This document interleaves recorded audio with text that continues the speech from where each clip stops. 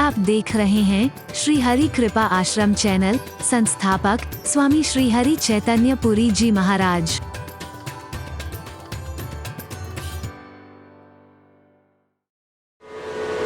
दुनिया से आशाएं दुख का कारण ही बनेंगी। जब आशा के अनुकूल नहीं होता तो अनेक दुखों से दुखी इस जीव को एक दुख और हो जाता है। देखा, हमें ऐसी उम्मीद नहीं थी, हमें ऐसी उम्मीद नहीं थी।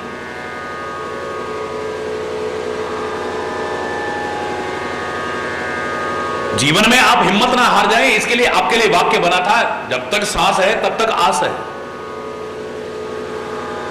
लेकिन दुनिया के लोगों के लिए या दुनिया पर जो आशाएं हम करते हैं उसके लिए तो स्पष्ट शब्द होगा, आशा ही परमम दुखम नैराश्य परमम सुखम। यहां आशा ही सारे दुख का कारण है। क्योंकि आशा के प्रतिकूल जब आपको देखा, इससे हमें ऐसी उम्मीद नहीं थी। जिनसे आपको उम्मीद हो, जिनसे आशाएं हो, वो जब उसके विपरीत हो करते हैं, खरे नहीं उतरते हैं, तो आपको बड़ा दुख होता है, ठेस पहुंचती है। तो करनी ही क्यों, एक दुख क्यों बढ़ाना, इन पर क्या आशाएं करनी। आशा ही करनी होगी तो तेरे पर ना करें। अंत में भी तो हार के तेरी शरण में ही आना है ना, क्यों ना पहले से आ जाए। हरि बोल। जो अंत में हार के आए हैं, परमात्मा ने उन्हें भी अपने गले लगाया है, अपनी कृपा उन पर भी बरसाई है। ये देख करके तो हमारे मन में आना चाहिए, क्यों ना हम पहले से आए, अंत में हार करके क्यों प्रभु की शरण में आए। एक डॉक्टर हो सकता है पहले कह दे अपने मरीज को, पहले क्यों नहीं लाए आप? बोले हमने सोचा भगवान की कृपा से ऐसे ही ठीक हो जाएगा। दिमाग खराब हो गया है, भगवान ने ठीक करना है तो अस्पतालों की क्या आवश्यकता है, तो हॉस्पिटल की क्या आवश्यकता है, मेडिकल कॉलेजेस की क्या आवश्यकता है, डॉक्टर्स की क्या आवश्यकता है। भगवान भगवान भगवान कह देते हैं। लेकिन वही डॉक्टर जो इस प्रकार के शब्द कह रहा था, अंत में जब हार जाता है, पूरे प्रयास करके अपनी पूरी कोशिश कर लेता है, और जब मरीज और मरीज के परिवार के लोग पूछते हैं, डॉक्टर साहब आप तो कहते थे ठीक हो जाएगा, हमारा तो घर लूट गया सारा, जमीन बिक गई, जायदाद बिक गई, कर्जा हो गया, ये तो ठीक होने के बजाय बीमारी बढ़ रही है।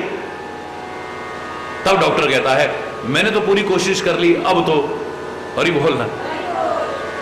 जब कहीं आकर के अपने आप को व्यक्ति निर्बल महसूस करता है, असहाय महसूस करता है, असमर्थ महसूस करता है, तब उसे लगता है कि मेरे से ऊपर भी कोई है, तब सरेंडर करता है, क्यों ना पहले से ही करो। हरि बोल।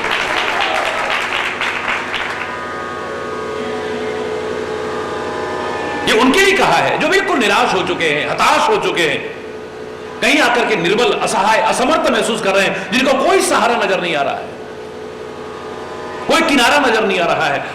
उनके लिए कहा है कि एक वो है ना, घबराने की आवश्यकता नहीं। लेकिन सामान्य जीवन के रहते, सुखी जीवन के रहते, समृद्ध और खुशहाल जीवन के रहते, अगर उधर आस्था हो, उधर विश्वास हो, उधर प्रेम हो, उधर श्रद्धा हो, उधर भक्ति हो, उधर स्मरण हो, फिर देखिए जीवन का आनंद है।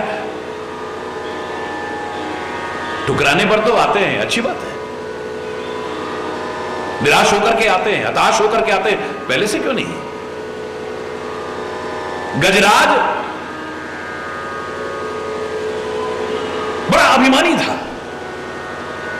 ग्रह ने उसके पैर को पकड़ करके खींचा, क्रीड़ा कर रहा था गजराज, पर एक कीड़ा समझ करके, क्योंकि जल का राजा है, इतने भारी भरकम शरीर वाले उस गजराज को एक कीड़ा समझ करके खींच रहा है। उसे भगवान की याद नहीं आई, एक बार भी याद नहीं आई। अपनी ताकत पर खूब ताकत लगा रहा है, मेरे अंदर इतनी ताकत है, पर अपनी ताकत काम नहीं आई, तो है ना मेरे इतने लोग, इनके होते क्या बिगाड़ सकता है मेरा। चिंगाड़ करके आवाज लगाता है, सारे हाथी इकट्ठे हो जाते हैं, एक दूसरे की सूंड में फंसा करके और पूंछ कैसे पकड़, सारे मिल करके खींचते हैं, लेकिन नहीं खींच पाए, वो भी खींचने लग जाते हैं। हरि बोल। अपनी ताकत काम नहीं आई, परिजनों की ताकत काम नहीं आई, बिल्कुल तिल भर सूंड बची है। कहते हैं तब परमात्मा को पुकारा, हृदय में आया हरि, पर अभी हरि पूरा कहा नहीं था, आए आधे नाम, अभी तो ह निकला था, री तो निकला भी नहीं मुंह से, तब तक तो परमात्मा रक्षा करने भी आए। अंत में हार करके पुकारा है। तब भी रक्षा की है, तब भी सहारा दिया है।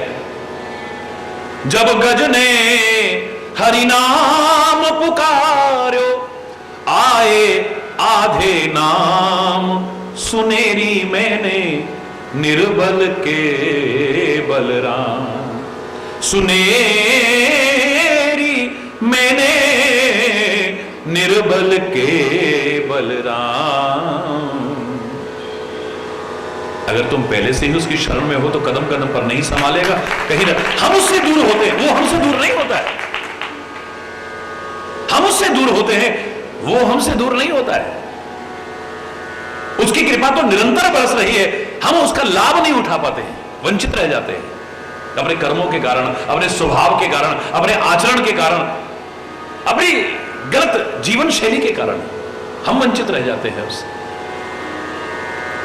दुख भोगते हैं, कष्ट भोगते हैं, परेशानी और उलझनों में पड़े रहते हैं, चिंताओं में जकड़े रहते हैं। अगर पहले से ही शरण हो तो फिर हरि बोल। द्रौपदी के ऊपर जब संकट आया है, भरे दरबार में एक वस्त्र में लिपटी उस रजस्वला नारी का अपमान हो रहा था, तिरस्कार हो रहा था, उसको लज्जित करने की कोशिश की जा रही है, उसे भगवान की याद नहीं आई थी। मेरे 5 पति और वो 5 पति जिनका मुकाबला कोई करने की सामर्थ्य नहीं रखता है, इनके होते क्या मेरी लाज लुट पाएगी?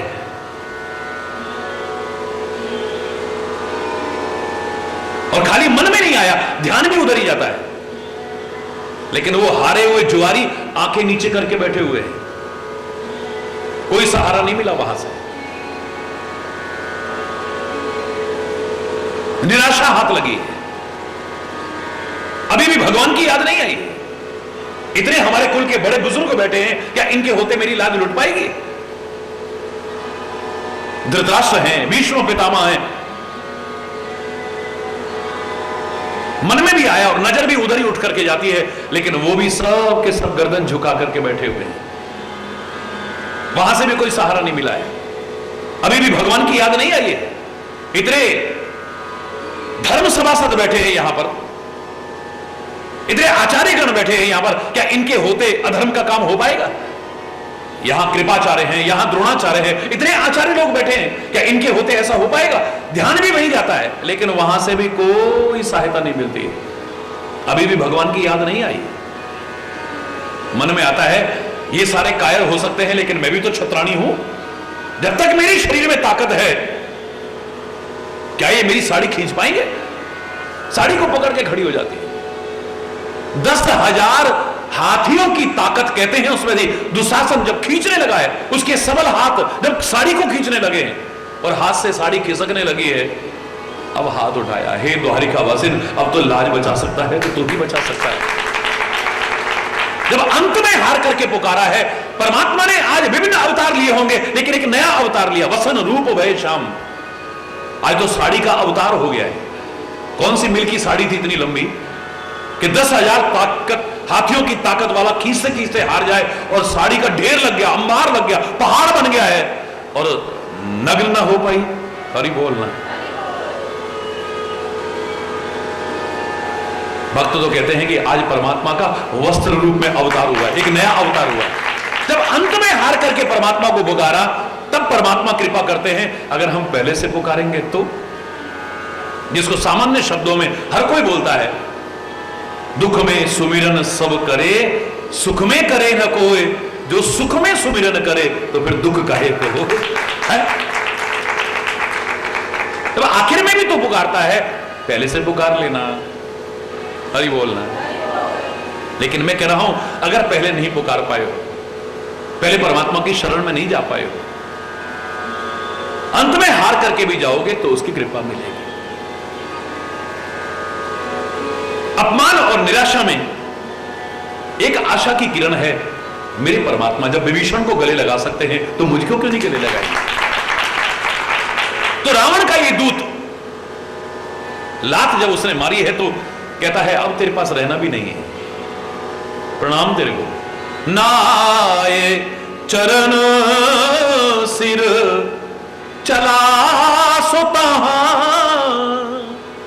कृपा सिंधु रघुनायक जहां, कृपा सिंधु रघुनायक जहां। जहां कृपा के सागर, सागर की भी सीमाएं हैं, लेकिन मेरा परमात्मा तो असीम है, उसकी कृपा की कोई सीमा नहीं है। सागर की सीमा हो सकती है, पर हमारी नजर में सागर बहुत बड़ा होता है, हम सागर से उपमा दे देते हैं। हमारी नजर में जितना आया हम उतना ही कह देते हैं। हरि बोल। कर प्रणाम निज कथा सुनाई, राम कृपा आपन गति पाई। परमात्मा श्री राम के चरणों में प्रणाम किया, अपनी सारी कथा सुनाई है, यानी अपने बारे में सब बता दिया। परमात्मा के सामने जब हो, सदगुरु के सामने जब हम हो, छुपाव न हो वहां पर। जो हैं जैसे हैं बस तेरे हैं, इतना जानते हैं, इतना जानते हैं कि जो हैं जैसे हैं बस तेरे हैं। हम छुपा नहीं रहे, हम भले हैं बुरे हैं तेरी शरण आए, तू शरण आए, तुम ही कहो हम कहां लौट जाएं। भले हैं, ये नहीं कि गलत जीवन है और जानबूझ करके अपने आप को अच्छा सिद्ध करने की कोशिश करना, अपनी गलतियों को स्वीकार ना करना है। सामने खोल करके रख दिया, जैसे डॉक्टर के सामने हम अपने रोग को छुपाते नहीं हैं, ऐसे ही परमात्मा से, सदगुरु से, महापुरुषों से अपनी किसी विकार को, बुराई को, विकृति को कभी छुपाने की कोशिश, सब सामने है। जैसा भी है तेरे सामने है, उसके सामने अपना दिल खोल के नहीं रखोगे सही सही तो किसके सामने रखोगे? है दुनिया के सामने नाटक करो, पाखंड करो, नहीं करना चाहिए, एक बार चल जाएगा, पर उसके सामने चलेगा क्या? है घट घट की जानने वाले अंतर्यामी परमात्मा के सामने क्या तुम्हारा नाटक चलेगा? तो फिर करते क्यों हो? या ढोंग चलेगा, करते क्यों हो? पाखंड चलेगा, करते क्यों हो? छुपाव चलेगा, क्यों करते हो? जब उजागर ही होना है। हरि बोल। दुनिया की निगाह से छप सकता है, लेकिन उसकी निगाह से नहीं छुप सकता है। सुनाओ कुछ, अपने बारे में बताओ, पूरा खोल करके रख दो। एक वही तो अपना है, झूठ मूठ कोई अपना पंसा देने की कोशिश करे, उसके सामने अपना दिल खोल के रख देते हो सकता है वो रो करके सुनेगा, बाहर हंस के उड़ाएगा, आपका मजाक उड़ाएगा आपका। झूठ मूठ कोई अपना पंसा आपको, हाय मैं तो तेरे को अपना समझ के कह रही हूं, अपना समझते हो, सारा दिल खोल के रख देते हो उसके आगे, जो नहीं कहना चाहिए वो भी कह देते हो। और जो सचमुच अपना है, अगर उसके सामने खोल के न रखा तो फिर क्या किया? हरि बोल ना। याद करो मैंने क्या कहा था, परमात्मा श्री राम का राज्याभिषेक हो चुका है, राज तिलक हो चुका है, और जब भगवान सिंहासन पर आरूढ़ बैठे हुए हैं, सब स्तुति कर रहे हैं भगवान की, सब स्तुति कर रहे हैं, राजा राम की स्तुति कर रहे हैं। और ऐसे में रामायण में आप पढ़िए, वेद भी आते हैं सशरीर, वहां पर शरीर धारण करके वेद भी आकर के स्तुति करते हैं परमात्मा की। अंत नहीं पा सकते आपकी लीलाओं का। वेद भी नेति नेति यानी न इति कहकर के पुकारते हैं, तुम्हारा अंत नहीं है, अनंत है, तू अनंत है, तेरा कोई अंत नहीं पा सका है। अपनी भावनाओं के अनुसार, अपनी मति के अनुसार बस तेरे गुणों का बखान करने की कोशिश करते हैं, बाकी तेरा पार पाया किसने? जैसे आकाश का कोई अंत नहीं पा सकता है, अपनी शक्ति और सामर्थ्य से सब उड़ान भरते हैं। मक्खी भी उड़ान भरती है, मच्छर भी उड़ान भरता है, चिड़िया भी उड़ान भरती है, बड़े बड़े पक्षी भी उड़ान भरते हैं, और पक्षीराज गरुड़ भी उड़ान भरता है, लेकिन आकाश का अंत किसी ने नहीं पाया है। कोई इतना उड़ा, कोई इतना उड़ा, कोई इतना उड़ा, किसी ने इतना जाना, किसी ने इतना जाना, किसी ने इतना जाना है, उसी में अपने आप को पूर्ण समझ बैठता है। हरि बोल, जोर से बोलो है।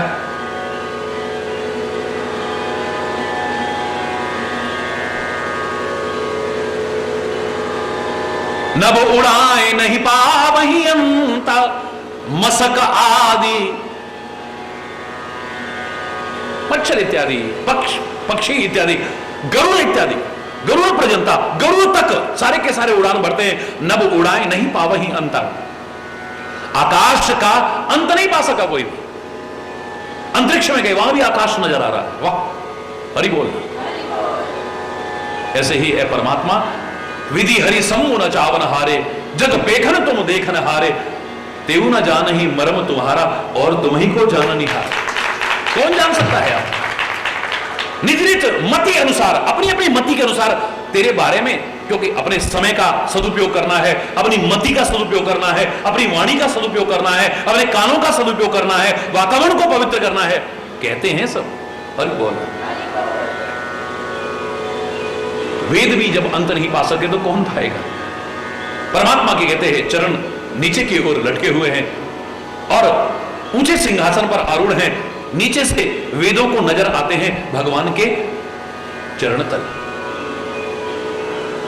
और जब चरणों का नीचे का हिस्सा देखा है, मुग्ध हो गए, नजर हट नहीं रही है।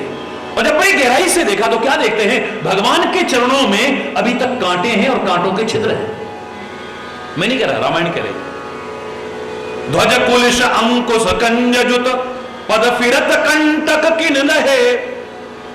ध्वजा, कुलिश, अंकुश और कमल के चिन्हों से सुशोभित चरणों में कांटों के छिद्र हैं और कांटे हैं।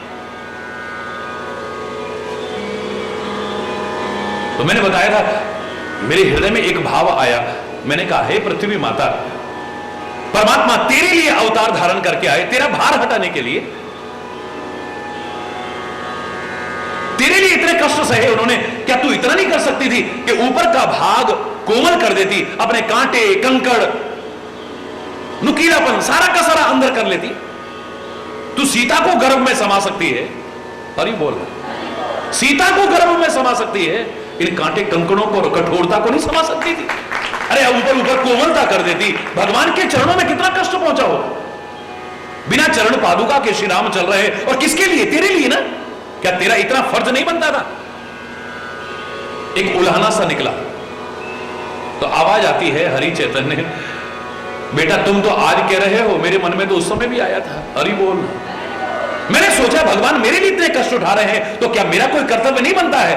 मैंने सारी की सारी कठोरता को, कांटे कंकड़ जितने भी थे सबको अपने अंदर समेट लिया, अपने गर्भ में समेट लिया, और मैंने ऊपर पुष्प से भी ज्यादा कोमलता बिखेर दी। कोमलता ही कोमलता। लेकिन श्री राम ने जैसे ही चरण रखा, मैंने क्या देखा कि भगवान श्री राम के चरणों में छाले हो गए, घाव हो गए। कितने कोमल हैं। इतनी कोमलता के बावजूद उनके जब चरण कमल पड़े, उनके चरणों को कष्ट पहुंचा, तो मेरे मन में आया, यह औपचारिकता करके भी कोई लाभ तो नहीं मिला। मैंने सारे कांटे कंकड़, मैंने खाली भरत की बारी ऐसा नहीं किया। सुमन में मार्ग कीना, भरत जब चल रहे हैं तुलसी क्या कहते हैं, उसके लिए कैसा कर दिया? सुमन में मार्ग हो गया।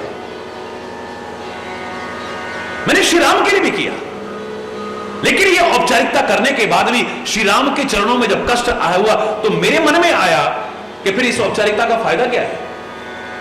अरे पहली बार तो कोई अपना आया है, आज तक मैं रोती थी, किसी के आगे नहीं, अंदर ही अंदर रोती थी। मैंने किसी के सामने अपना दिल नहीं खोला है।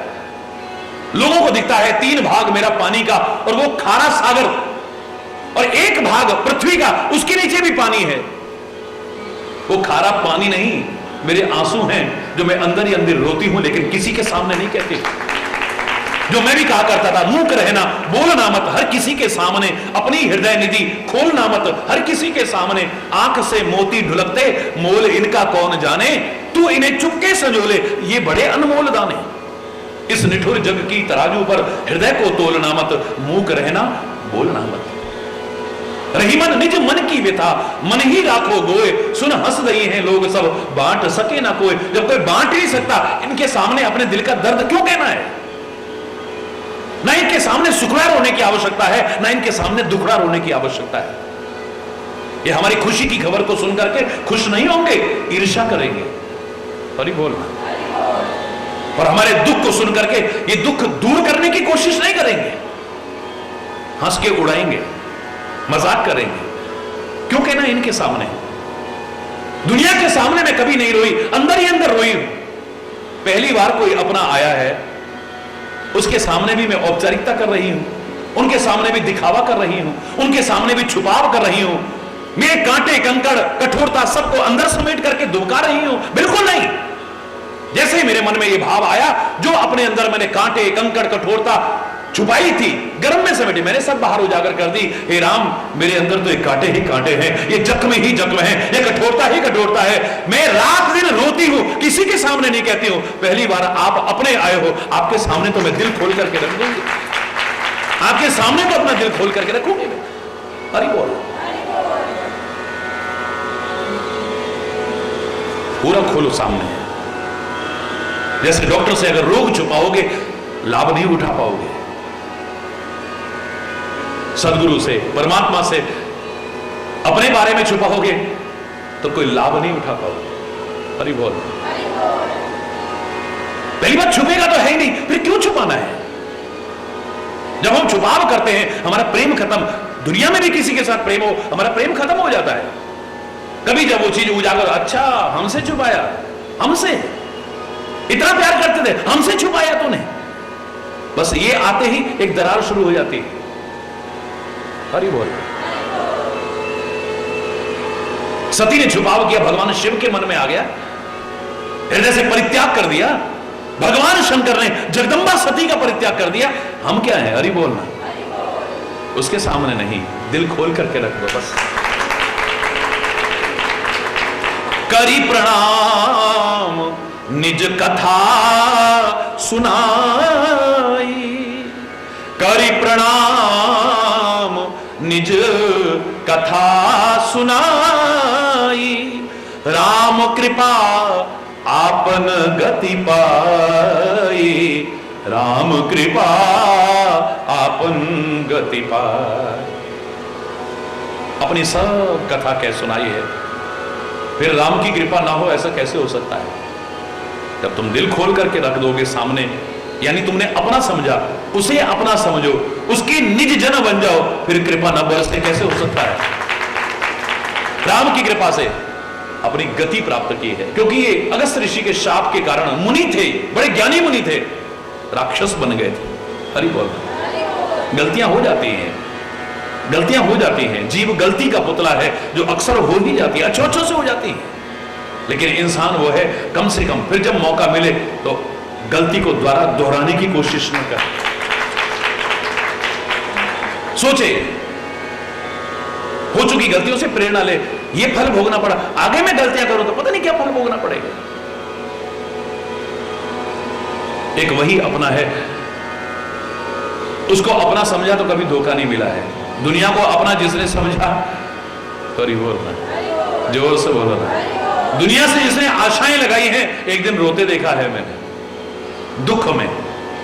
परमात्मा से जिसने आशाएं लगाई हैं, उसे भी रोते देखा है, पर प्यार में। फर्क है।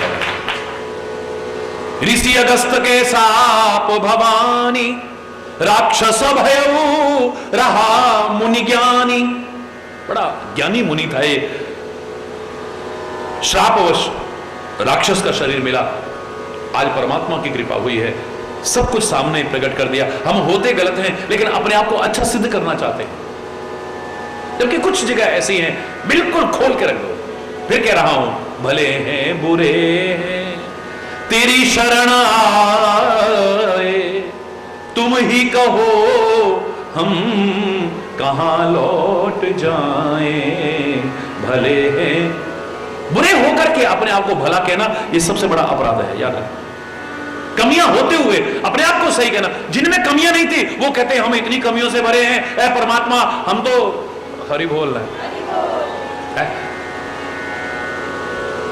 मौसम कौन कुटिल खल कामी, सूरदास कह रहा है मेरे जैसा कुटिल कौन होगा, कामी कौन होगा, है खल कौन होगा। और हमारे अंदर कितनी बुद्धि है, कहने को हम प्रार्थना करते हैं, बिल्कुल बुद्धि नाम की चीज नहीं है। तभी तो हम भगवान से कहते हैं बल बुद्धि विद्या देहो मोए हरहु कलेश, बुद्धिहीन तन जान के।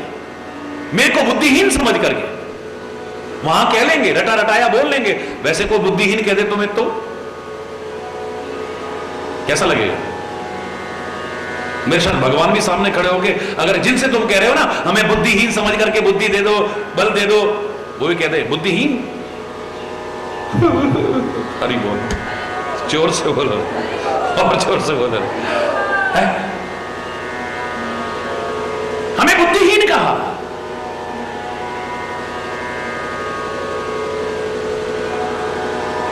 दुनिया को जब तक तुम अपना समझते हो तुम्हारे अंदर बुद्धि नहीं है। उसके नाते से सब अपने हैं, वरना कोई अपना नहीं है। और जिस दिन उसको अपना समझ लिया,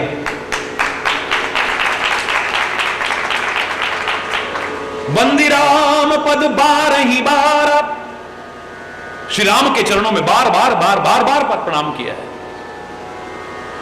मन तृप्त नहीं हो रहा है, आघा नहीं रहा है। हरि बोल।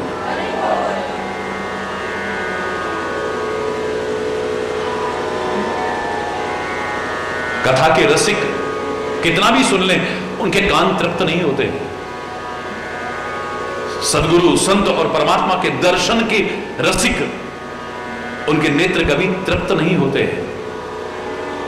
परमात्मा का कीर्तन करने वाले, यानी कीर्ति का गायन करने वाले, यश गायन करने वाले की वाणी कभी तृप्त नहीं होती है। मन करता है और।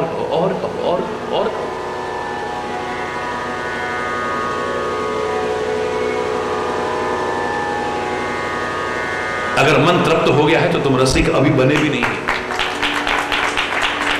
बंदी राम पद 12 मुनि निज आश्रम कहो पगधार। मुनि बन गए हैं, अब राक्षस नहीं कहा है। हरि बोल। एक व्यक्ति में अगर विकार आ गया है, वो विकार दूर हो जाए, फिर एक इंसान है। तभी तो हमारे महापुरुषों ने कहा था तुम पाप से घृणा करो, पापी से घृणा मत करो। इंसान कोई पापी नहीं, पाप आ गया है इसकी वजह से पापी बन गया। पाप दूर हो जाएगा तो फिर कहेगा पापी है? तुम शराबी से घृणा मत करो, शराब से घृणा करो, उससे शराब दूर करो, शराबी को दूर मत करो। शराब के कारण शराबी, शराब अगर उसकी दूर हो जाए तो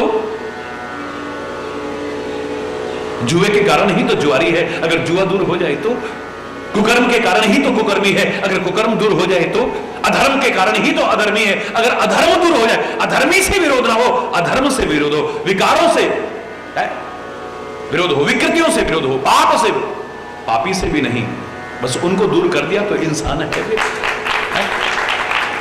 रहा होगा राक्षस अब तक, लेकिन जैसे ही परमात्मा के सन्मुख हुआ है, सब कुछ उजागर कर दिया है, अपनी गलतियों के लिए क्षमा याचना की है, आगे से गलती न करने का प्रायश्चित किया है, सबसे बड़ा प्रायश्चित किया है, फिर से मुनि कहलाने के लायक बन गया है।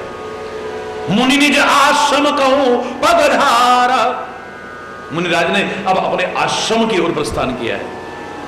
इधर देखिए दूसरा दृश्य, विनय न मानत जलधि जड़ गए 3 दिन बीत। विनय न मानत जलधि जड़ गए 3 दिन बीत। बोले राम सकोप तब भय बिन होए न प्रीति। बोले राम सकोप तब भय बिन होए न प्रीत। विनय न मानत जलधि जड़। हमने सागर को जड़ नहीं माना है, हमने वृक्षों को जड़ नहीं माना है, हमने सब जगह पर चैतन्य के दर्शन किए हैं, चैतन्यता देखी। हमें अगर जड़ता के दर्शन हुए तो अपने अंदर दर्शन हुए और उस जड़ता को दूर करने की कोशिश की है, वरना तो सर्वत्र चैतन्य के दर्शन है, जड़ता के दर्शन नहीं। अपने अंदर जो जड़ता आ गई उसको दूर करके अपने भी निज चैतन्य स्वरूप को प्रकट करने की आवश्यकता है, क्योंकि हमारे लिए कहा भी यही है, ईश्वर अंश जीव अविनाशी चेतन अमल सहज सुख राशि। ईश्वर का अंश है, ये अविनाशी जीव, विनाशी नहीं है पर विनाशी बन गया है। ये कभी नष्ट नहीं होता है, ये अविनाशी है। जैसे परमात्मा अविनाशी है, ऐसे ही ये भी अविनाशी है, लेकिन विनाशी बन चुका है अज्ञानता के कारण। निज स्वरूप तो इसका क्या है, एक शेर का बच्चा भटक करके भेड़ियों के दल में जाकर के मिल गया, छूट गया वहां पर, शेरनी किसी वजह से भाग गई वहां से, कोई शिकारी आ रहा था, किसी वजह से चली गई, अब वो उन्हीं के बीच पला, उन्हीं के बीच बड़ा हुआ, वो अपने आप को वही समझने लगा है। हरि बोल। उसको पता ही नहीं कि मैं शेर हूं, वो उन्हीं की तरह आवाज करता है, उन्हीं की तरह वो करता है। वो तो एक दिन कोई शेर आया, जैसे ही उसने दहाड़ा, उसको लगा ये तो मेरी जैसी आवाज है, अंदर से ऐसी आवाज मेरे अंदर है। जैसे उसने दहाड़ा, इसने भी दहाड़ा, और जैसे ही दहाड़ा है तो उसके बाद में फिर उनके बीच नहीं रहा है, उन्हीं के बीच चला गया। तब तक अगर ये शेर खाली देखता भी तो ये भी डर करके भागता, जैसे और भाग रहे हैं डर के मारे, ये भी डर। हरि बोल, हरि बोल। ये चेतन है, चैतन्य स्वरूप है, लेकिन जड़ बन चुका है, इसे एहसास ही नहीं है इस बात का। अमर है ये, पाप रहित है, लेकिन अपने आप को पाप स्वरूप बना चुका है। सहज सुख राशि, ये स्वाभाविक की सुख की राशि है, लेकिन दुख का भंडार बना हुआ है। ये बहुत अच्छा था, लेकिन बुरा बन गया है। यहां आकाश से जब जल गिरा है, वो गंदा नहीं था। आकाश से जब जल गिरा परम शुद्ध था, परम शुद्ध, लेकिन जमीन पर गिरते ही भूमि पर ढाबर पानी, जिम जीव ही माया लपटानी, जमीन पर गिरते ही गदला हो गया है। ऐसे ही जीव परम शुद्ध था, बुद्ध था, चैतन्य स्वरूप था, बस यहां आते ही माया लिपट गई, इसकी वजह से गदला हो गया है। हरि बोल। तो हमने जड़ नहीं माना है, लेकिन आदमी अपनी जड़ता का जब दर्शन कराए, वो चाहे चैतन्य स्वरूप भी हो, उसे जड़ ही कहेंगे। सामने परमात्मा है, प्रार्थना कर रहे हैं और समझ में नहीं आ रहा है। सागर आराध्य हैं हमारे, हम उनकी पूजा करते हैं, उनका सम्मान करते हैं, लेकिन हम उन्हें जड़ ही कहेंगे। यहां पर जड़ कहेंगे। परमात्मा प्रार्थना कर रहे हैं, क्योंकि जड़ व्यक्ति के समझ में नहीं आती है। सामने वाला व्यक्ति प्रार्थना कर रहा है, विनय न मानत जलधि जड़, गए 3 दिन बीत। 3 दिन बीत गए, प्रार्थना कर रहे, लेकिन उसका कोई समझ में नहीं आ रहा है। वो प्रार्थना को सुन ही नहीं रहा, समझ ही नहीं रहा है। बोले राम सकोप तब, भय बिन हो ये न प्रीति। प्रेम में भय नहीं होता, लेकिन कई बार जब व्यक्ति समझ नहीं पाता है, उसके अंदर प्रेम जागृत है, तो कई बार ऐसा भी देखा गया है कि डर के कारण ही से उसके अंदर प्रेम जागृत हो जाता है। धर्म कोई डरने की चीज नहीं है, धर्म सहज रूप से हृदय से स्वीकार करने की चीज है, डरने की नहीं है। लेकिन अगर यह सहज में स्वीकार न करे, धर्म इसके जीवन में न रहा, धर्म का अंकुश न रहा, ये जानवर से बदतर हो जाएगा, ये जीव जानवर से बदतर हो जाएगा। तो कई बार धर्म ने इसे डराने की भी कोशिश, डर के मारे ही सही, कम से कम इन चीजों को अपना ले। लाख समझाया, ये वृक्ष तुम्हारे लिए परमात्मा शंकर के रूप हैं, अरे ये तुम्हें ऑक्सीजन का अमृत देते हैं, कार्बन डाइऑक्साइड का जहर पीते हैं, ये तुम्हारे लिए लाभदायक हैं, लेकिन हम चंद स्वार्थों के लिए पेड़ों को काट देते हैं। हम समझे ही नहीं। वन विभाग ने इतने कठोर कानून बनाए, पर कुछ नहीं हुआ। जंगल के जंगल कटते जा रहे हैं, जंगल के जंगल साफ होते जा रहे हैं, जिसकी वजह पर्यावरण का असंतुलन पैदा हो रहा है, प्रदूषण फैल रहा है, पृथ्वी माता श्रृंगार विहीन होती चली जा रही है। लेकिन डर पैदा किया गया है। हमारे ऋषियों ने कहा ये ऐसे नहीं मानेगा, पीपल का पेड़ काटा तो ये हो जाएगा, बड़ का पेड़ काटा तो ये हो जाएगा, ऐसा करोगे तो ये हो जाएगा, ये हो जाएगा। अब इतना डर गया, इतना डर गया, बिल्डिंग फट जाए, लेकिन काटने में डर लगता है। अरे बोल, धर्म कोई डराने की चीज नहीं है, लेकिन जब व्यक्ति सहज में स्वीकार नहीं करता है, तो कई बार ऐसा होता है कि डर के कारण ही सही, कम से कम स्वीकार करके लाभ तो उठाएगा उसको। इस डर ने कितने पेड़ बचा दिए हमारे। अरे बोल,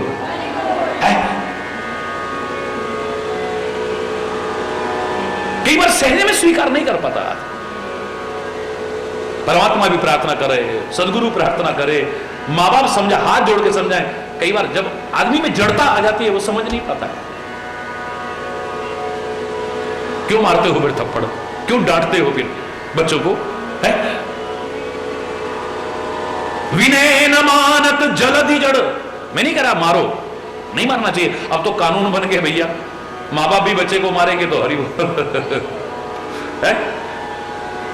पहले मास्टर जी कितना कितना कितना कान पकड़ के कैसे कैसे कर देते थे हमारे देखते देखते, है? हालांकि मेरे को कभी मार नहीं, हमेशा प्यार ही प्यार मिला, एक अलग विषय है। लेकिन हमारे इस्लाम ने बच्चों को माँ बाप कहने भी नहीं आते थे। अब माँ बाप तो दूर, लड़का ही शाम को चाकू लेके, अच्छा बाहर निकल मास्टर तब बताता हूं तेरे को, हरी बोल, जोर से बोल, है? आदमी का जब डर खत्म हो जाता है ना, निरंकुश हो जाता है आदमी, ये जानवर से बदतर हो जाता है। प्रेम में भय नहीं होता है, लेकिन कहीं पर भय भी आवश्यक है, याद रखना।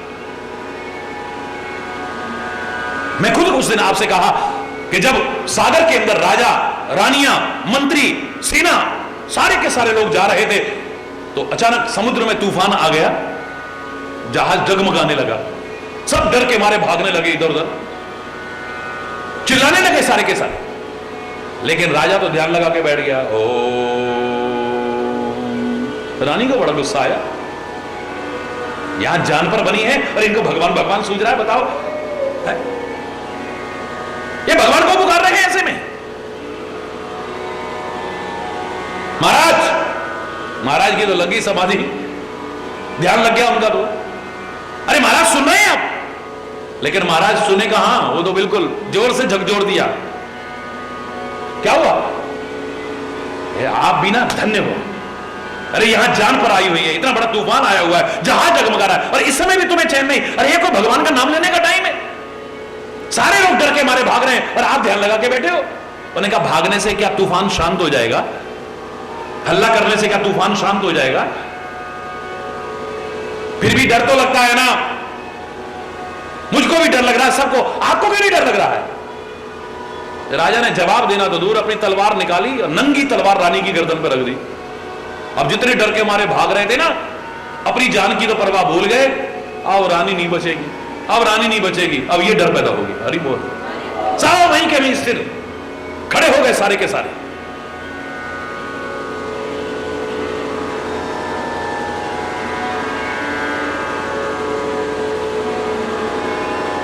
नंगी तलवार गर्दन पे और रानी करे है।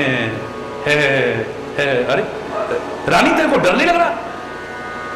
रानी तेरे को डर नहीं लग रहा? नहीं तो क्यों? मेरी नंगी तलवार तुम्हारी मालूम है मुझे, मेरी तलवार के बारे में जानती हो रानी? बोले हां, जिसकी गर्दन पर आ जाए काटे बिना नहीं हटती है। फिर भी तेरे को डर नहीं लग रहा? बोले महाराज आप मुझसे इतना प्यार करते हो, मैं आपसे इतना प्यार करती हूं, आप मेरा बुरा कर ही नहीं सकते हो, मुझे कोई डर नहीं है, आप मार ही नहीं सकते। नंगी तलवार तो गया, कुछ भी रख दीजिए आप, मुझे डर नहीं लग रहा। राजा कहते तो जवाब मिल गया ना, आपको डर क्यों नहीं लग रहा? आपको डर है। जैसे मेरी नंगी तलवार, जिस नंगी तलवार की कल्पना से लोग डरते हैं, तेरी गर्दन पर रखी है और तू नहीं डर रही है क्योंकि तू मुझसे प्यार करती है, मैं तेरे से प्यार करता हूं। ऐसे ही ये आंधी, तूफान, भूकंप, सुनामी, ये सब उसकी नंगी तलवारें हैं। अरे मैं उससे प्यार करता हूं तो वो मुझसे प्यार करता है, मुझे भी डर नहीं लगता है। वो नंगी तलवारें देख करके भी, और वैसे भी भाग करके क्या मिलेगा, चिल्ला करके क्या मिलने वाला है? क्या तूफान शांत हो जाएगा? अरे शांत बैठोगे तो फिर भी संभावना होगी बचने की। हरि बोल।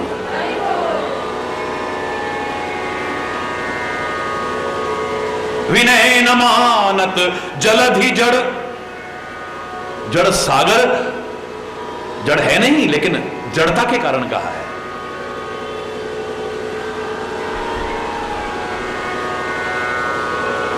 जिसको चैतन्य की बात समझ में ना आए, उसके अंदर चैतन्यता होगी ही नहीं। हरि बोल। वो जीवित भी मृतक तुल्य है। क्यों कहा था परमात्मा ने, अरे अर्जुन देखो तुम ये सारे के सारे मरे हुए हैं, तुमको कोई पाप नहीं, इनको क्या मारोगे तुम, ये पहले मर चुके हैं अपने कर्मों से, तुमने तो खाली तीर चलाना है। जिनका जीवन ऐसा है वो जीवित भी मृतक तुल्य है, और जो जीवन अच्छा जीते हैं वो मरने के बाद भी अमर हो जाते हैं। जिनको अमर शहीद कहते हैं हम, वो मरने के बाद भी नहीं मरते हैं, और कुछ ऐसे हैं जीवित भी मृतक तुल्य है। भगवान समझाएं और दुर्योधन के समझ में ना आए। जड़ है, चेतन होते हुए भी जड़ है। भगवान समझा रहे हैं और फिर भी धृतराष्ट्र के समझ में नहीं आ रही है। वो खाली ऐसे ही अंधा नहीं, वैसे भी अंधा है। हरि बोल। परमात्मा कृष्ण जाकर के समझाएं और फिर शकुनी के समझ में ना आए, दुशासन के समझ में ना आए, सभासदों के समझ में, ये सब के सब चेतन होते हुए भी जड़ है सारे के सारे। वरना तो हमारे एक एक कंकर कंकर को भी शंकर कहा है, यानी वहां पर भी जड़ता के दर्शन नहीं, वहां भी चैतन्यता के दर्शन होते हैं। कंकर कंकर को शंकर का, यहां कण कण में परमात्मा के दर्शन का विधान है। उस संस्कृति में ऐसे देवतुल्य आदर्श पूजनीय सागर को जड़ कहना, हरि बोल, कारण यही हो सकता है बस। विनय न मानत जलधि जड़, गए 3 दिन बीत गए, बोले राम सकोप तब, भय बिन होए न प्रीत। तब भगवान गुस्से में बोले, हरि बोल। भगवान गुस्से में बोले, फिर भी बोले हैं, अंदर गुस्सा नहीं है। हरि बोल। क्रोध में बोले हैं, डर के बिना प्रेम भी नहीं होता है। ऐसे लोगों के लिखा है, हर एक के लिए नहीं कहा है। भगवान क्रोध में, भगवान अरे है, वो परम शांत हैं, वो परम शांत। उनके जैसा शांत कौन होगा? इतनी दुनिया की व्यवस्था पालन करने की, और उसके बावजूद उन्हें हम कहते हैं शांताकारम भुजगशयनम पद्मनाभम सुरेशम विश्वाधारम गगन सदृशम मेघवर्णम शुभांगम लक्ष्मीकांतम कमल नयनम योग ध्यान गम्यम वंदे विष्णु भव भय हरम सर्वलोकैकनाथम। शांत आकार, शांत आकार है उनका, जो स्वाभाविक स्वरूप है बिल्कुल शांत आकार है। इसलिए उनकी शरण में जाके हमें शांति मिलती है, क्योंकि वो स्वयं शांत है। शांत ही दूसरे को शांति दे सकता है। लेकिन अपवाद स्वरूप हम ये नहीं कहेंगे कि राम को गुस्सा नहीं आया, कृष्ण को गुस्सा नहीं आया, हरि बोलना, महापुरुषों को नहीं आया। अति संघर्षण कर जो कोई, अनल प्रगट चंदन ते हुई, ये खाली कमियों को छुपाने की ढाल नहीं है। अति सर्वत्र वर्जित, परमात्मा समझा रहे हैं और तुम्हारे समझ में नहीं आ रहा है। भगवान भी गुस्से में कह रहे, लगता है भय के बिना प्रेम नहीं हो।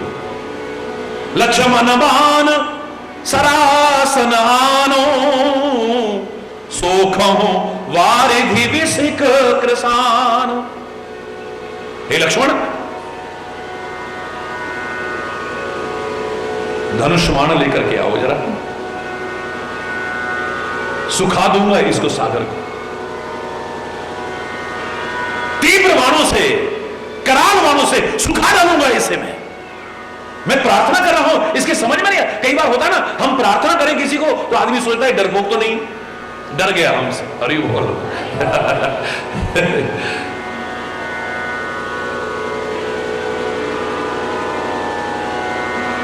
क्योंकि 60 सन विनय कुटिल सन प्रीति, कोई फायदा नहीं होता। कई जगह पर हमारे शास्त्रों में यहां तक कहने में संकोच ऐसे लोगों के लिए क्या है, शठे शाठ्यम समाचरित। मूर्खों के फिर मूर्ख की भाषा में ही समझाओ, हरि बोल। इसका तात्पर्य नहीं कि आप मूर्ख बन जाओ, मूर्ख बनना मत कभी भी। आप अपनी शांति को, अपने सद्गुणों को, अपनी अच्छी वाणी को, अपने अच्छे विचारों को, अच्छे चिंतन को कभी भी किसी वजह से नष्ट मत कर देना चाहिए। और हमें कोई अधिकार नहीं है, वो जमाना था, व्यवस्थाएं ऐसी थी। अब कानून हाथ में लेना किसी भी नागरिक का कर्तव्य नहीं। अगर कोई आपके साथ ऐसा कर रहा है, आपको कोई अधिकार नहीं है। बाली अगर कहता है मुझे क्यों मारा आपने, मैं वैरी सुग्रीव प्यारा, बोले ऐसे ऐसे जो लोग होते ना, ताही वधे कछु पाप न होई। अनुज वधु भगनी सुतनारी सुन सट कन्या सम ए चारी, ये चार एक जैसे होते हैं।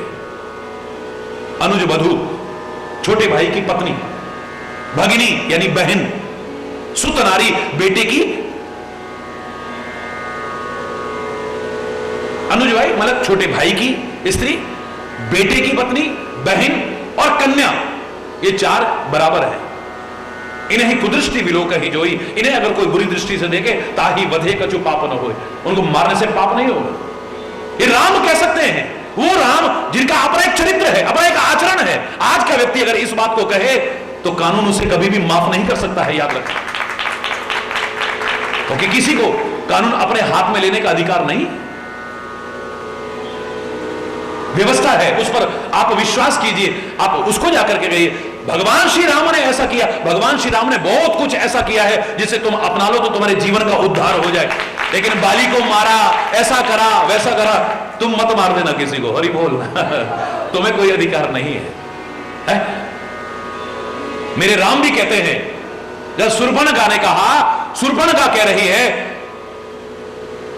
कि आपके पिताजी अनेक विवाह कर सकते हैं, तो आप कह रहे हो कि मेरा विवाह हो चुका है, आप क्या दूसरा विवाह नहीं कर सकते हो? जब आपके पिताजी महाराजा दशरथ अनेक शादियां कर सकते हैं, आप क्यों नहीं? भगवान श्री राम ने क्या कहा था, मेरे पिता क्या करते हैं मैं वो नहीं अपनाता हूं, मेरे पिता जो अच्छा करते हैं उसे अपनाता हूं। उनमें जो अच्छाइयां हैं मैं उनको आगे बढ़ाने की कोशिश करूंगा, अपने कुल की मर्यादाओं को आगे बढ़ाने की कोशिश करूंगा, कुल की अच्छाइयों को आगे बढ़ाने की कोशिश करूंगा। अगर कहीं पर बुराइयां हैं उन्हें मत अपनाइए। मेरे पिताजी शराब पीते तो मैं भी पीऊं, तभी मैं पिताजी का आज्ञाकारी बेटा हो सकता हूं, मूर्खतापूर्ण विचार है। मेरे पिताजी अगर जुआ खेलते तो मैं भी तभी उनका बेटा कहलाने के लायक हूं कि मैं उनकी परंपराओं को आगे बढ़ाऊं, बिल्कुल नहीं। जो गलत परंपराएं हैं, रूढ़िवादिताएं हैं, अंधविश्वास हैं, तिलांजलि दे दो उन्हें, अच्छाइयों को अपनाओ। बहुत हैं अच्छाइयां जिनको जीवन में अपना करके आप जीवन का उद्धार कर सकते हो, कल्याण कर सकते हो।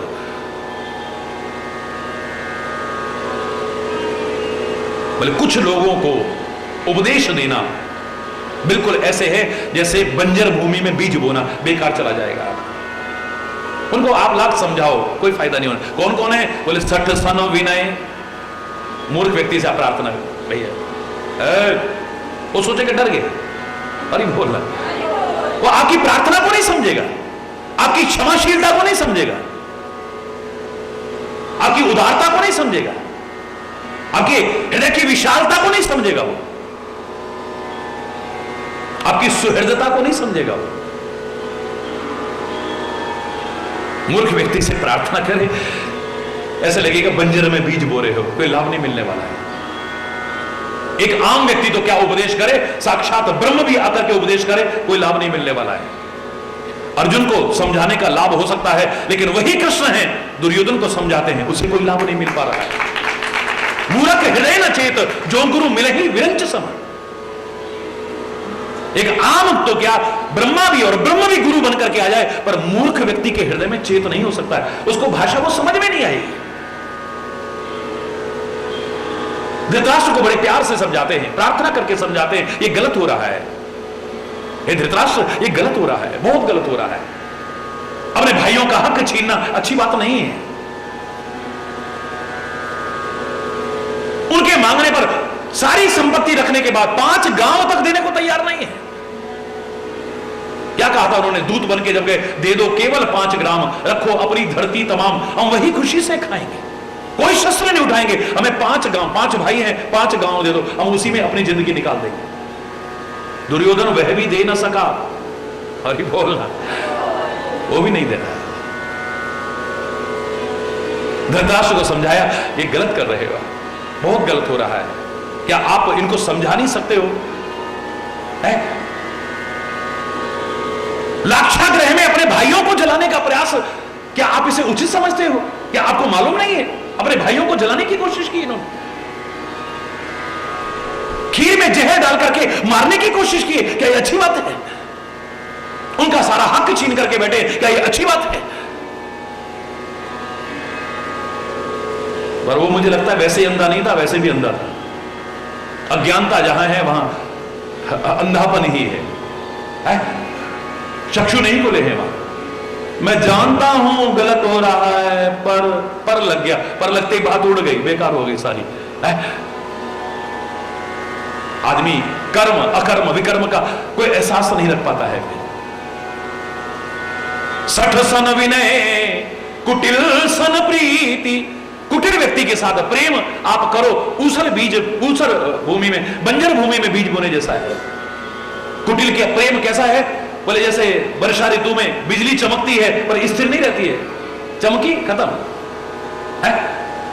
वर्षा ऋतु में बिजली चमकी और खत्म, बस ऐसे ही है। उसका प्रेम कब खत्म हो जाएगा पता भी नहीं चलेगा। दामिनी दमक रहे न घनमाई, श्री राम ने कहा था वर्षा ऋतु के प्रसंग में, रामायण में आप पढ़ेंगे, दामिनी दमक रहे न घनमाही, खल के प्रीति तथा थिर नाही। जैसे बिजली चमकती है पर स्थिर नहीं रहती है, ऐसी दुष्ट व्यक्ति का प्रेम कभी स्थिर नहीं रह सकता है। किसी के प्रति भी हो, कितना भी प्रेम हो, कब खत्म हो जाएगा पता ही नहीं चला। थोड़ी देर नाटक करेगा प्रेम का, दिखावा, उसे भ्रम होगा मैं बड़ा प्रेम करता हूं, बहुत प्रेम करता हूं, समय आते ही सब भ्रम टूट जाएगा। कंस देवकी से कितना प्यार करता था, जिसे आप सगी बहन कहते हो, आपकी भाषा में वो सगी बहन नहीं, चचेरी तहेरी जिसको कहते कजन्स कहते हो, वो रिश्ता है इनका, पर बहुत प्यार करते हैं। रक्षाबंधन का पर्व आ रहा है, मेरे शायद ऐसा प्यार का भाई बहन का उदाहरण नहीं मिलेगा दुनिया में, इतना प्यार करता है। जिस अभिमानी कंस ने कभी झुकना नहीं सीखा है, अपने पिता तक को कारागार में डाल रखा है, महाराजा उग्रसेन को, वो अभिमानी कंस अपने अनुकूल योग्य वर मिलता है, अपने हाथ से उसका विवाह करवा रहा, सारा विधान अपने हाथ से करवा रहा है। और जब विदाई का समय आ रहा है, आज उसकी आंख में आंसू है, अभिमानी कंस की आंखों में आंसू है, आज आंखें रो रही हैं उसकी। जब विदाई होने लगी है, रथ पर सवार हुई है, वसुदेव के साथ में रथवान को हटा देता है। नहीं भैया, कम से कम इतनी देर अपनी बहन के साथ और रहने को मिलेगा, इसे ससुराल तक मैं ही छोड़ के आऊंगा। आज अभिमानी कंस रथवान को हटाकर स्वयं रथवान बना हुआ रथ चला रहा है। प्रेम में कोई छोटा बड़ा नहीं, कोई अभिमान नहीं शेष रह जाता। रथ को हाँकता हुआ जा रहा है, लेकिन आधे मार्ग में पहुंचे तो आकाशवाणी होती है, अरे ओ कंस, जिससे तू इतना प्यार कर रहा है, जिसके बिना जीने की तू कल्पना भी नहीं कर रहा है, जानता है इसी का 8वां पुत्र तेरा काल होगा, कहां गया प्यार? निकाली तलवार, उसी को मारने की कोशिश कर ले। अरे बोलना, वो तो वसुदेव ने ज्ञान नहीं, युक्ति संगत ज्ञान का सहारा लिया। अगर ज्ञान से देखो नारी पर हाथ नहीं उठाना चाहिए, और फिर भी वो भी बहन है, बहन को नहीं मारना चाहिए, अरे तू चुप कर, इतनी देर में तो गर्दन साहब। उन्होंने कहा भाई देखो, आपका विरोध अपनी बहन से नहीं, आप बड़ा प्यार करते हो बहन से, निसंदेह मैं मानता हूं, आपका विरोध इसकी 8वीं संतान से है। मैं आपको वचन देता हूं, आप हमें अपने पास रख लो, 8 संतान पैदा करेंगे, 8वां आपके हवाले करेंगे, आप जीता रखना या मार देना। अरे बोलना, हाँ ठीक है, उसके समझ में आ गई। युक्ति संगत ज्ञान का सहारा, ज्ञान का सहारा नहीं लिया, खाली सैद्धांतिक ज्ञान नहीं, थ्योरेटिकल ज्ञान नहीं, प्रैक्टिकल ज्ञान का सहारा लिया। ठीक है ठीक है, कहां गया वो प्यार? कुटिल व्यक्ति का, दुष्ट व्यक्ति का प्यार कभी स्थिर रह ही नहीं सकता, क्योंकि प्यार की बाधाएं हैं। जहां शंका आ जाएगी प्यार नहीं रह सकता है। पति पत्नी के मन में शंका आ जाए प्यार नहीं रहेगा, भाई बहन के मन में शक आ गया प्यार नहीं रहेगा, मां बाप और बच्चों के मन में आ गया, घर में दीवार आ जाएगी 1 सेकंड में। ये घर में दीवार बाद में आती है, पहले दिल में दीवार आती है। प्यार नहीं रहेगा। मैं तो कह रहा हूं परमात्मा के प्रति भी जहां शंका आ गई, प्यार कितना भी हो, किसी का भी हो, कब खत्म हो जाएगा पता भी नहीं चलेगा। शंका प्रेम की बाधा है, निज हित चिंतन प्रेम की बाधा है, कुटिलता प्रेम की बाधा है, छुपाव प्रेम की बाधा है, अभिमान प्रेम की बाधा। ये चीजें जहां होंगी प्रेम नहीं रह सकता है। मेरे प्यारे भाइयों, मेरी प्यारी बहनों, मेरे प्यारे वर्ष, हरि बोल, जोर से बोलो ना, और जोर से बोलो, हाथ उठा गया।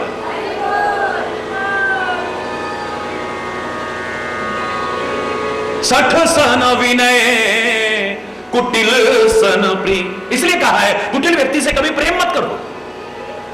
इसका प्रेम कभी स्थिर रहने वाला ही नहीं है, कब खत्म हो जाएगा पता भी नहीं चलेगा। रोगे फिर, बिलकोगे फिर। अरे बोलना, सहज कृपण सन सुंदर नीति। स्वाभाविक की जो कंजूस आदमी है उसे बड़ी सुंदर नीति का वर्णन करो, है? अरे बोलना, उसके कुछ समझ में आने वाला नहीं। देखो यश काहे से मिलता है, आदमी उदार बने, दान पुण्य करे। अरे भैया तू रख अपने पास। अरे बोलना, ये नीति तो अपने पास रख, उसको तुम समझाने लगो। धन की 3 गति होती है, दानाय, भोगाय, नाशाय। 3 गति होती है। सर्वोत्तम दानाय, किसी जरूरतमंद की सहायता करें हम, किसी गरीब की सहायता करें हम, किसी अभावग्रस्त की सहायता करें, सर्वोत्तम गति है उसकी। खुद खाएं औरों को खिलाएं, ये मध्यम गति है। और सब छोड़ जाएं फिर नाश ही है। आपके किस काम का है? 3 गति है, न खाया न खिलाया तो फिर हरि बोल, जोर से बोल रहा है। किसी बादशाह ने कहा अपने मंत्री से, और किसी ने क्या, ये उदाहरण इतिहास में मिलता है, अकबर ने कहा बीरबल से लोगों के कहने पर, जो उसको हमेशा नीचा दिखाना चाहते थे, हरि बोल, कि ये 15 रुपए लो। उस जमाने में 15 रुपए बहुत होते थे। बोले 15 रुपए लो और कुछ सामान लाना है, ये लेकर के आओ। बीरबल बोला शहंशाह आज्ञा दीजिए, जहांपना आज्ञा दीजिए, क्या लेकर के आना है? बोले 5 रुपए का अब लेके आओ, 5 रुपए का तब लेकर के आओ, और 5 रुपए का ना अब न तब। अरे बोलना, लोग बोले अब पता लगेगा बीरबल का, अब देखते हैं क्या होता है। बड़ा अपने आप को विद्वान समझता है, बड़ा अपने आप को रत्न समझता है। अब देखते हैं। सुबह का निकला, रात हो गई, लेकिन लोग भूखे प्यासे भी हटे नहीं, क्योंकि जलन भी थी और कुछ लोगों के मन में जिज्ञासा थी, देखो ये क्या करता है। बीरबल आया, थोड़े फल, थोड़ी मिठाइयां, थोड़े मेवे लेकर के आया, और आकर के जहांपना के चरणों में रख दिए। जहांपना, ये लाया हूं, स्वीकार करिए इसे। बोले मैंने तुम्हें 15 रुपए दिए थे। बोले हाँ जहांपना, जहां तक मेरा सवाल है, क्योंकि मैं अपने राज्य की पूरी जानकारी रखता हूं, ये 5 रुपए से ज्यादा का सामान तो नहीं हो सकता है। इतनी महंगाई तो नहीं है हमारे जमाने में कि 15 रुपए का हो। बोले जहांपना, मैंने कब कहा कि 15 रुपए का है? आपने एक चीज नहीं मंगाई थी, 3 चीजें मंगाई थी। 5 रुपए का अब मंगाया, 5 रुपए का तब मंगाया, और 5 रुपए का ना अब ना तब। तो ये क्या है? बोले 5 रुपए का अब है, इसे खाओ, अब काम आएगा बस। हरि बोल, सुबह तक तो हरि बोल जोर से बोल रहा। ये गंदगी का ढेर बन जाएगा और कुछ नहीं है। ये 5 रुपए का अब है, ये अब आपके काम आने वाला है, बाद में काम आने वाला नहीं है। तो फिर वो 5 रुपए का तब। बोले महाराज, जब मैं जा रहा था ना, मेरे को देर इसलिए लगी, सड़क के किनारे पर, फुटपाथ पर एक व्यक्ति बिल्कुल ठिठुर रहा था, ठंड में ठिठुर रहा था। मैंने जब पास में जाके देखा, ना उसने ठीक से कपड़े पहन रखे थे और ना ही वो स्वस्थ था, उसका शरीर बुखार के मारे तप रहा था बुरी तरह से। मैंने उसे उठाया, उठा करके वैद्य जी के पास ले गया, उसको दवा दिलाई, उसको कुछ कपड़े दिलाए और कुछ उसके लिए राशन का इंतजाम किया। जहांपना वो 5 रुपए मेरे खर्च हो गए। वो आपके अब तो काम नहीं आएंगे, लेकिन तब काम जरूर आएंगे। वो आपके 5 रुपए आपको दिख नहीं रहे, अब काम नहीं आए, लेकिन तब काम आएंगे। यहां काम नहीं, वहां काम आएंगे आपके। अच्छा, अब सबकी हवा खराब। बोले भाई तो बड़ा होशियार है। तो लोग पूछते, अच्छा फिर बता, 5 रुपए ना अब ना तब, उसका क्या किया? बोले रास्ते में एक वैश्या नाच कर रही थी, लोग भी वार फेर करके फेंक रहे थे, मैंने भी फेंक दिया। महाराज ना वो अब काम आए ना तब काम आने वाले। अरे बोल रहे। तो धन की 3 ही गति है। एक उत्तम गति है दानाय, मध्यम गति है भोगाय, और निकृष्ट गति है नाशाय। अरे बोल, न खुद खाओगे न औरों को खिलाओगे, क्या होगा उसका? तुम्हारे मरने के बाद उसका क्या उपयोग होने वाला है? हरि बोलना है। लेकिन उसके समझ में नहीं आए। सहज कृपण, कंजूस किसी वजह से बन गया है, इस वजह से नहीं जिसकी स्वाभाविक की कंजूसी की प्रवृत्ति हो। सहज उसको कहते हैं स्वाभाविक कंजूस है। इतना कंजूस, एक आदमी एक बार बता रहे पुराना किस्सा कि आंख में रोए जाए, पड़ोसी को बड़ा बुरा लगा ना, भैया ये सुबह से रोए जा रहा है। क्या बात हो गई भाई साहब, आपके यहां किसी की मृत्यु हो गई क्या? शुभ शुभ बोल। अच्छा, कोई बीमार है क्या? शुभ शुभ बोल। आपको कोई तकलीफ है क्या? शुभ शुभ बोल। मुझे कोई तकलीफ नहीं है, ना हमारे यहां कोई बीमार, ना कोई मरा। महाराज रो क्यों रहे हो आप? कुछ दान पुण्य कर दिया है क्या? मालूम था ये बड़ा कंजूस है। कुछ दान पुण्य हो गया क्या आपसे? वो तो कभी हम कर ही नहीं सकते। तो महाराज फिर काहे को रो रहे हो? बोले मेरे पड़ोसी ने दान कर दिया है। अरे उसको देख देख करके मेरे बच्चे सीख जाएंगे दान पुण्य करना, और वो सीख के मेरा सब बर्बाद कर देंगे। इतनी मुश्किल से कमा कमा के जोड़ा मैंने, पड़ोसी ने दान कर इसलिए रो रहा है। हरि बोल रहा। इसको कहते हैं सहज कृपण। अब ऐसे स्वाभाविक कंजूस के सामने आप नीति की चर्चा करो। हरि बोल। जैसे बंजर भूमि में बीज बोना है वही होगा। आपको पछतावा होगा, क्यों कहा होगा हमने इससे बेकार में। हरि बोल। सठ सन विनय कुटिल सन प्रीति, सठ सन विनय कुटिल सन प्रीति, सहज कृपण सन सुंदर नीति, सहज कृपण सन सुंदर नीति, ममतारत सन ज्ञान कहानी, ममता रत सन ज्ञान कहानी, अति लोभी सन विरति बखानी, अति लोभी सन विरति बखानी, क्रोधी सम कामी ही हरि कथा, ऊसर बीज बे फल जथा। इन सब के लिए प्रयास बंजर भूमि में बीज बोने के बराबर है, कुछ नहीं मिलने वाला है। हरि बोल।